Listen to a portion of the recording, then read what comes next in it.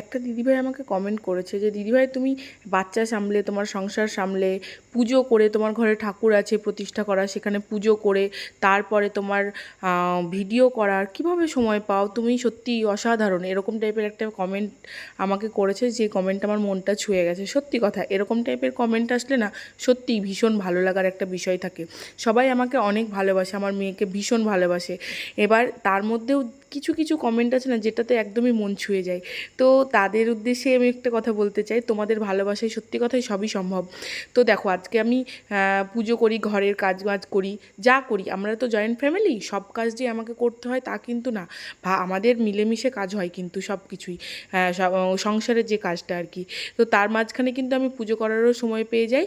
আর আমার বাচ্চা কাচ্চাকে সামলানো, সেটা তো কিন্তু কোনো মানে আমার কাছে মনে হয় না কোনো হেভি কিছু। সেটা তো আমার একটু তো মা হয়েছে, একটু তো কষ্ট করতেই হবে, তাই না?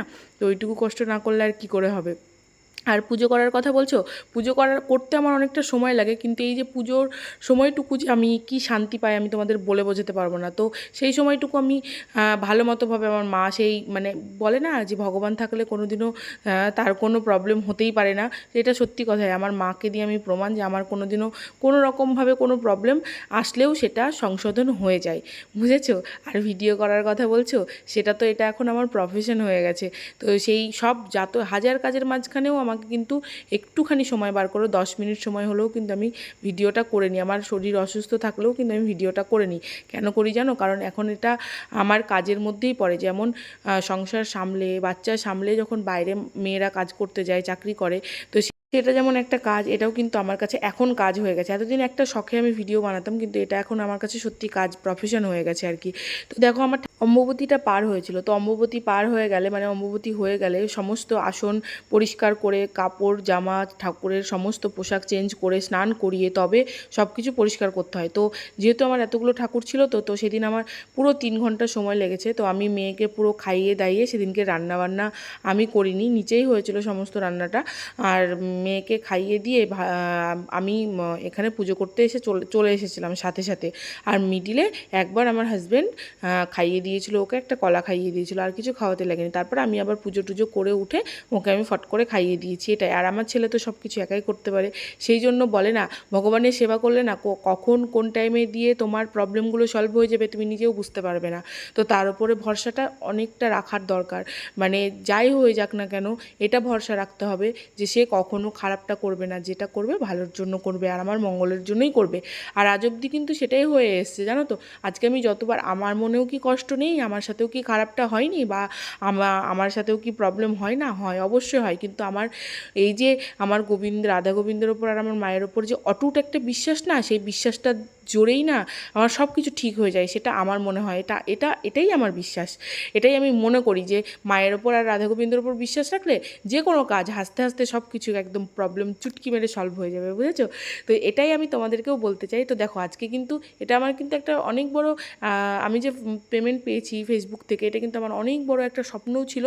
আর যেটা এতদিন শখ করে করতাম সেটা এখন কাজ হিসেবে করছি, মানে এটাই পার্থক্য, আর কিছুই না। কিন্তু সবই কিন্তু আমার মায়ের জন্য, রাধা গোবিন্দর জন্য সম্ভব হয়েছে। তো তাদের পেছনে তো একটু আমাকে সময় ব্যয় করতেই হবে, তাই না? আমি যদি তাদের পেছনে একটু সময় ব্যয় না করি, তাহলে তাদেরকে মানে দেখাশোনা, আমি যখন তাদেরকে ঘরে নিয়ে এসেছি তখন তো তাদের দেখাশোনা আমাকে সেই মতোই করতে হবে।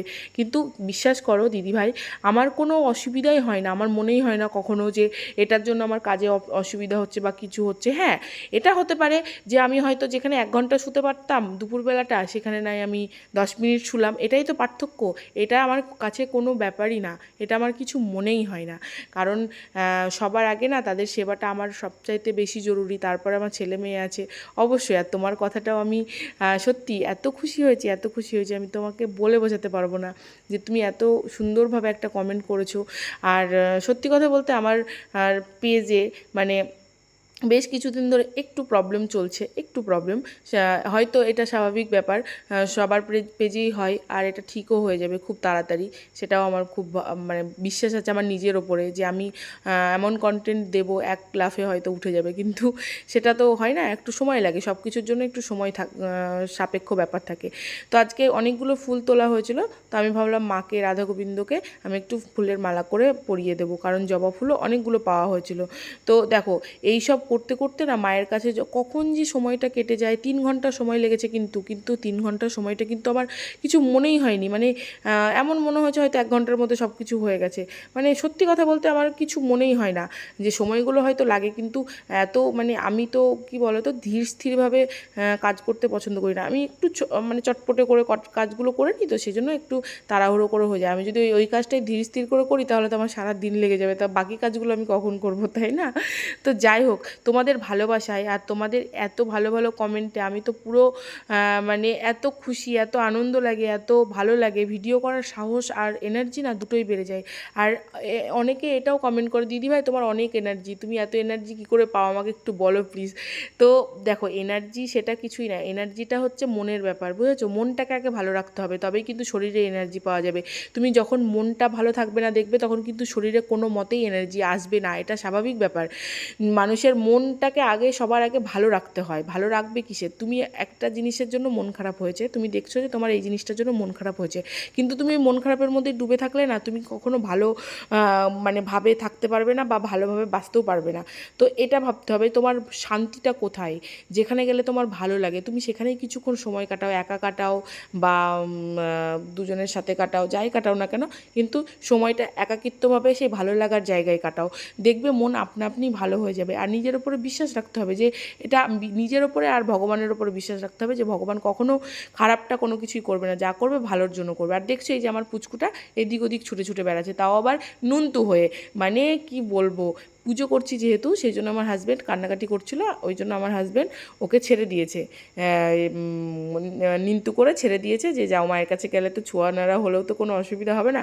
আর ও বারবার আসছে যাচ্ছে আর কলা খাচ্ছে, মানে ওর ঠাকুর ঘরে আসার মেন মোটিভটাই হচ্ছে ও নকুলদানা খাবে। ওই যে দেখছো ফুলের ঝুড়ির পাশে একটা কৌটো রাখা আছে, ওটা আমি রোজ প্রসাদ দিই ঠাকুরকে, নকুলদানা আর কিশমিশ, সেটা আমি ওখানে রেখে দিই, কারণ রোজ তো প্রসাদ খাওয়া হয় না বা কেউ খায়ও না সেভাবে, রোজকারটা রোজ খাওয়া হয় না, যেদিন খাই সেদিন খাওয়া হয়ে যায়, কিন্তু যেদিন খাওয়া হয় না আর কি, সেদিন আমি ওই কৌটোর মধ্যে রেখে দিই। আর ও খুব ভালো মতো জানে যে ওই কৌটোর মধ্যে আমার নকুলদানা রাখা আছে, ওই জন্য মানে ও ছুটে ছুটে আসবে আর ছুটে ছুটে এসে ওইভাবে খেয়ে খেয়ে চলে যাবে।